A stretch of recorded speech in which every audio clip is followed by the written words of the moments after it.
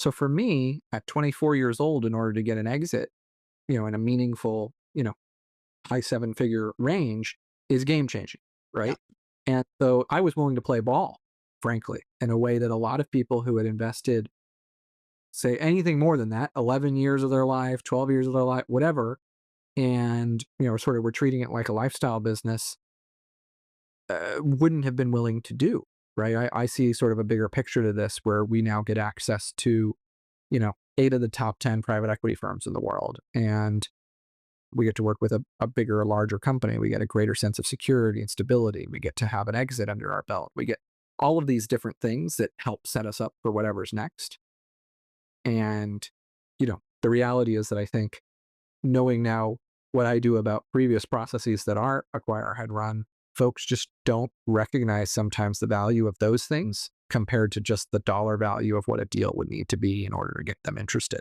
You looked at it as like a growth opportunity. Like, how can we continue to scale this with the backing of SBI? And so what are you focused on now as part of SBI? What is Carabiner focused on and kind of how do you fit into the overall SBI strategy?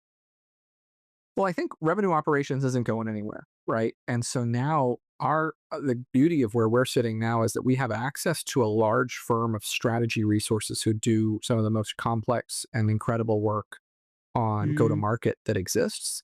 And we combine that with world class tactical excellence in terms of how do you go and execute those things.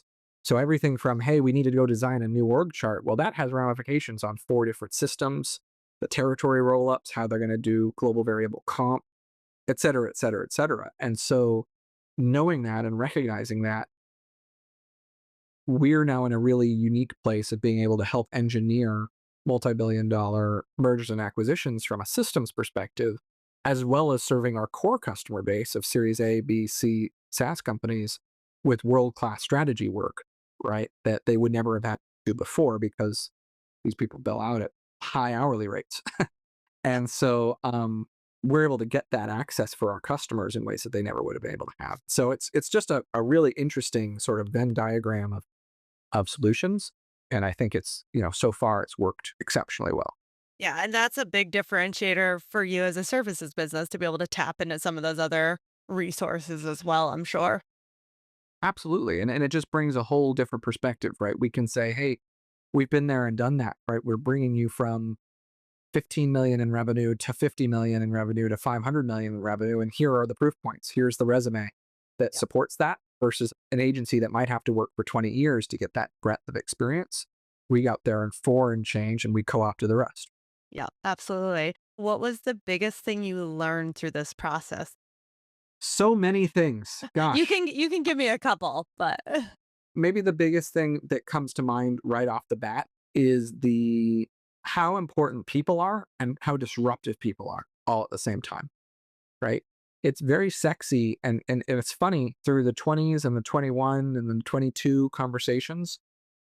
The thing that companies would talk about is how fast they were growing, how much money they had raised, and how many people they had.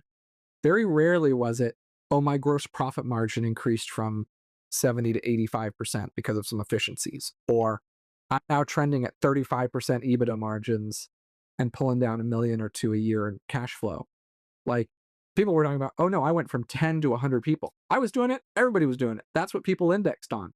And what I didn't realize was that those 50 people that we hired at one point, right? We were 50 people, 40 people, 45 people, something like that at our height. Like they are human beings and they have dependents and they have, um, if you are empathetic at all as a human, right?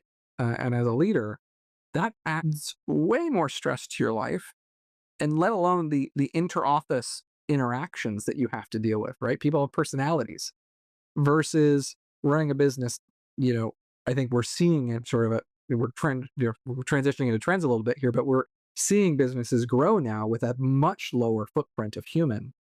And so I just didn't index on the right things, I think, growing because the whole thing in the media that you hear about is like, how fast is your company growing? And it's all about humans and how much money you've raised. And so I think that was one piece